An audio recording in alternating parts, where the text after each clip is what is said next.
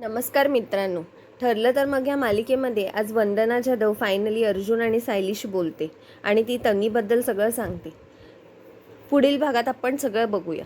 एपिसोडच्या सुरुवातीला आपल्याला दाखवतात की सायली सचिनला गाठते आणि ती त्याला विचारते की मला जाणून घ्यायचं आहे की तुम्ही नक्की साक्षीच्या प्रेमात कसे पडलात. सचिन म्हणतो, मी काय साक्षीच्या प्रेमात पडलो नाही, तिने मला जाळ्यात ओढून घेतलं, पण कसं काय ते मला सांगा. सचिन म्हणतो, मी जेव्हा इथे इंडियामध्ये आलो ना तेव्हा मला नोकरी सोडून स्वतःचा काहीतरी बिझनेस चालू करायचा होता आणि त्यासाठी मी फायनान्सर शोधत होतो. तर तो फायनान्सरसाठी मी ॲड दिली होती आणि साक्षीने त्या ॲडचं उत्तर दिलं आणि म्हणून आमची भेटीगाठी वाढल्या आणि मग त्याच्यानंतर हे सगळं पुढचं घडलं. सायली म्हणते, अच्छा, फायनान्सर म्हणजे तुम्ही बिझनेस करायचं म्हणत होतात ना, कसला बिझनेस करायचा होता तुम्हाला. सचिन एकदम तत्पप होतं आणि म्हणतो, इम्पोर्ट एक्सपोर्टचा बिझनेस, इम्पोर्ट एक्सपोर्टचा. सायली म्हणते, म्हणजे ह्या देशातून त्या देशात गोष्टी हलवायच्या, बरोबर, ह्या देशातून माल त्या देशात विकायचा. सचिन म्हणतो, हां बरोबर. मग कोणतं प्रोडक्ट विकणार होतात तुम्ही. सचिन म्हणतो, ते काय झालं, आधी आम्ही ठरवलेलं इम्पोर्ट एक्सपोर्ट करायचं, पण नंतर मग ठरवलं की आता आपण इंटिरियर डिझाईनचा बिझनेस करूया. सायली म्हणते, हे आश्चर्य आहे, आधी तुम्ही एक बिझनेस मॉडेल ठरवता आणि त्याच्यानंतर फायनान्सर मिळाल्यानंतर तुम्ही चक्क बिझनेसच बदललात. वा, आणि हे तुमच्या फायनान्सरला चाललं. सचिन म्हणतो, फायनान्सर तर साक्षीच होती ना, त्याच्यामुळे तिला चाललं, ते तिला काहीच वाटलं नाही. सायली म्हणते, बरं मग ह्या सगळ्याची तुम्ही म्हणालात की जाहिरात दिली होती, ती जाहिरात कुठे आहे, ती तर दाखवा मला. सचिन म्हणतो, ती जाहिरात नव्हती, सोशल मीडियावरची पोस्ट होती. सायली म्हणते, बरं सोशल मीडियाची पोस्ट तरी दाखवा मला. काय आहे, मी जे काय जास्त सोशल मीडियावर नाही आहे, पण मी असं वरवरून तर बघूच शकते आणि मला तेवढं तर समजतं. सचिन म्हणतो, नाही गं, ती सोशल मीडियाची पोस्ट डिलीट झाली.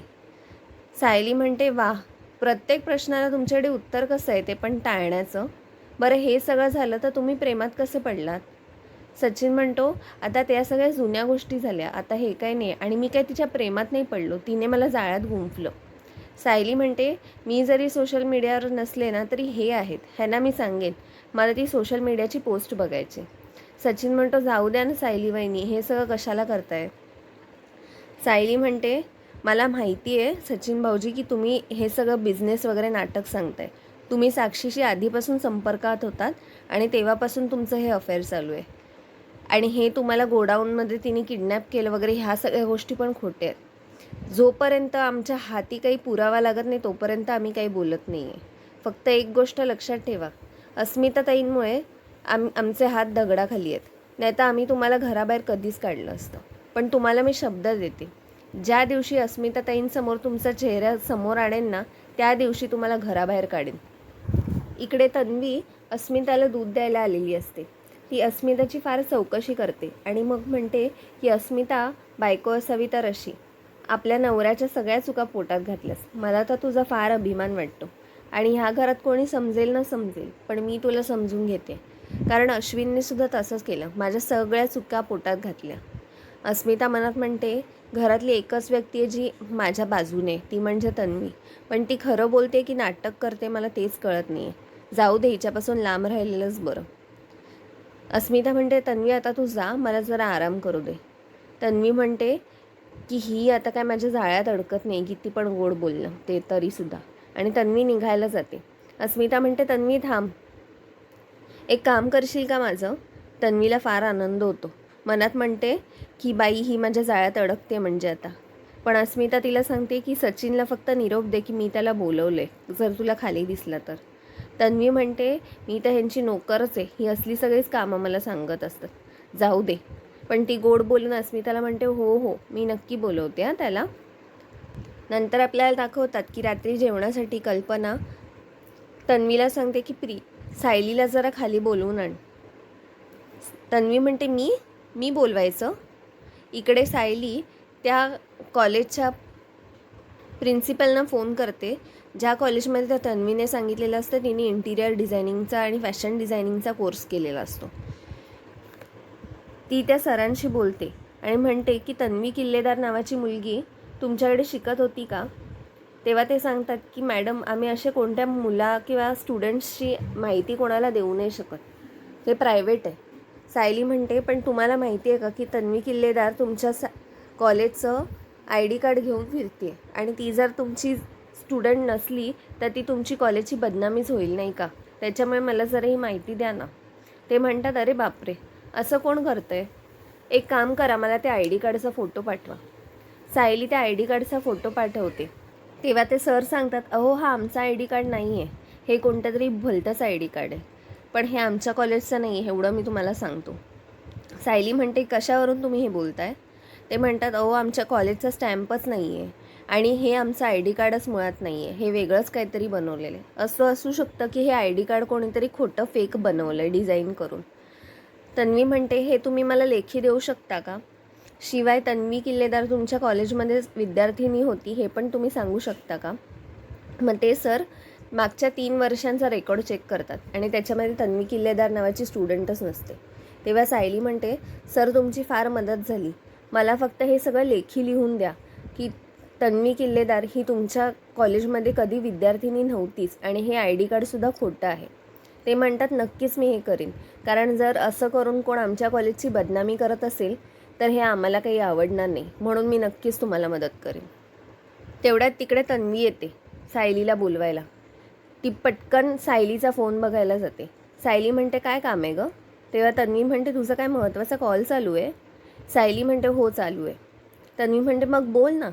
सायली म्हणते तू जातेस का आता. तन्वी नाईलाजाने निघते, पण सायली दरवाजाची कडी लावून घेते. ती मनात म्हणते की हिने माझं फोनवर नशीब बोलणं ऐकलं नाही तर परत हिला कळलं असतं मी काय करते. इकडे सचिन अस्मिताशी प्रेमाचं फार नाटक करत असतो. बाळाशी खेळतो काय. अस्मिताला हे सगळं बघून फार आनंद होत असतो आणि तो अचानक रडायला लागतो. तो म्हणतो माझे फायनान्सचे एवढे इश्यू चालू आहेत तुला काय सांगू, आणि त्यात त्या साक्षीने काय केलं माहिती आहे का. तिला जेव्हा कळलं ना की तू तुझं क्रेडिट कार्ड मला दिलेस, तिला प्रचंड राग आला आणि ते क्रेडिट कार्ड तिने कापून फेकून दिलं. आता माझ्याकडे काहीच पैसे उरलेले नाही आहेत. अस्मिता म्हणते काय, असं कसं केलं तिने. सचिन म्हणतो हो, आता मी काय करू, आणि तो रडायला लागतो. नंतर सायली आणि अर्जुन केसबद्दल बोलत असतात. तेव्हा अर्जुन सांगतो अजून तर काही वंदना जाधवचा थांगपत्ता लागलेला नाही आहे. सायली म्हणते तुमच्यासाठी एक गुड न्यूज आहे, पण हे बघा तन्वीचं ID कार्ड. अर्जुन म्हणतो हे ID कार्डमुळे काही प्रॉब्लेम नाही ना झाला. तेव्हा सायली म्हणते की हो ह्या ID कार्डमध्ये प्रॉब्लेम कसा होईल, कारण तन्वी या कॉलेजला कधी गेलीच नव्हती ना. अर्जुन म्हणतो काय. मग तेव्हा सायली सगळा घडलेला प्रकार सांगते. अर्जुन म्हणतो बायको तुला खूप मोठा ब्रेक थ्रू मिळाला आहे. ते कॉलेजवाले जे लेटर पाठवणार होते ते मिळालं का. सायली म्हणते अजून तरी नाही पाठवलं आहे, पण पाठवतील. इकडे अस्मिता सचिनला अजून एक कार्ड काढून देते. ती म्हणते ह्याच्यातले किती पण पैसे तुला हवेत तर घे, आणि तुला ATMमधून कधी कॅश काढून हवी असेल ती पण घे. सचिन म्हणतो नाही नाही अस्मी नको, मला तुझे पैसे घ्यायला लाज वाटते. अस्मिता म्हणते लाज काय वाटायची त्याच्यामध्ये, तू माझा नवरा आहेस ना, माझे पैसे ते तुझेच पैसे आहेत शेवटी. अस्मिता म्हणते तू काही काळजी करू नकोस, तुझे अकाउंट्स परत अनफ्रीज झाले ना की तू मला दे सगळं. सचिन म्हणतो किती छान आहेस गं तू, आणि तिला मिठी मारतो आणि म्हणतो ती साक्षी किती लबाड होती, 10 लाख मागितले तर 5 लाख दिले, आणि ही बघ सोन्याचं अंड देणारी कोंबडी. आता तरी मला साक्षीपेक्षा मठ्ठ मुलीचीच गरज आहे. साक्षी हुशार होती त्याच्यामुळे तिने मला पैसे कमी दिले, पण अस्मितासारखी मूर्ख मुलगी मिळाली आहे ना म्हणून माझं आता काम चालतंय. आता तरी काही दिवस अस्मिताकडेच थांबायला हवं. इकडे अर्जुनला एका माणसाचा फोन येतो. तो म्हणतो तुम्ही वंदना जाधवला शोधत आला होतात ना आमच्या चाळीत, तिचा नंबर आम्हाला मिळाला आहे, मी तुम्हाला फॉरवर्ड करतो. अर्जुन म्हणतो की वंदना जाधवचा फोन मिळाला आहे सायली आपल्याला, एक काम कर तू तिच्याशी बोल, कारण पुरुषाने जर बोललं तर परत ती बोलेल का नाही याची गॅरंटी नाही आहे. सायली मग वंदना जाधवकडे तन्वीची चौकशी करते.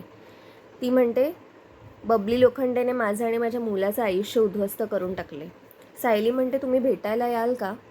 ती म्हणते तुम्ही कुठे राहता. सायली म्हणते आम्ही पनवेलमध्ये आहोत. आणि तुम्ही. ती बाई म्हणते मी आत्ता कर्जतला असते, पण मी जगाच्या पाठीवर कुठेही यायला तयार आहे बबली लोखंडेबद्दल बोलायला. सायली म्हणते हो, तिने आमच्या आयुष्यात पण खूप वाट लावली आहे, उद्ध्वस्त केले बऱ्याच जणांचे आयुष्य, त्याच्यामुळे आपण भेटूया. अर्जुन म्हणतो हा आपल्याला खूप मोठा ब्रेक थ्रू मिळेल. सायली म्हणते आता आपण प्रियाचं खरं रूप उघडकीला आणण्यापासून काहीच पावलं लांब आहोत. अर्जुन म्हणतो हे लेटर आपण कोर्टात पण वापरू शकतो. सायली म्हणते हो, बघा ना, त्या प्रिन्सिपलनी लगेच लेटर पण पाठवलं आणि खऱ्या आय डी कार्डचा फोटो पण पाठवला आहे. त्यांचा आय डी कार्ड आणि तन्वीने दिलेलं आय डी कार्ड पण वेगळं आहे. अर्जुन म्हणतो हो, आपण तन्वीला तडीस नेऊ शकतो आणि तिचा खरा चेहरा सगळ्यांपर्यंत आणू शकतो. सायली म्हणते ते महिपतच्या तोंडावर मारायला पाहिजे, त्याने हे सगळं तन्वीला करायला मदत केली आहे ना. अशा खोट्या माणसांची माझ्या आयुष्यात काहीही जागा नाही आहे. अर्जुन म्हणतो पण थोडंसं खोटं चालतं. सायली म्हणते का, थोडंसं किंवा जास्त, खोटं ते खोटंच आहे ना शेवटी. अशा लोकांचा ना मला तिरस्कार येतो. जाऊ दे, मला ते सगळं उघडायचं नाहीच आहे. मित्रांनो, आजचा भाग इथेच संपला. पुढील भागात आपल्याला दाखवतात की अर्जुन आणि सायली वंदना जाधवला भेटतात आणि त्या सगळा घडलेला प्रकार सांगतात. अर्जुन म्हणतो तुम्ही ज्या गोष्टी आत्ता आम्हाला सांगितल्यात त्या सगळ्या तुम्ही सगळ्यांसमोर सांगू शकाल का. वंदना जाधव म्हणते त्या मुलीला शिक्षा मिळेल ह्याच्यासाठी मी काहीही करू शकते. तुम्ही सांगा, मी ते सगळं करेन, कारण माझ्या मुलाच्या आयुष्याची राखरांगोळी केली आहे त्या मुलीने. मित्रांनो, आपण भेटूया पुढच्या भागात. चॅनलला सबस्क्राईब करायला विसरू नका. बाय.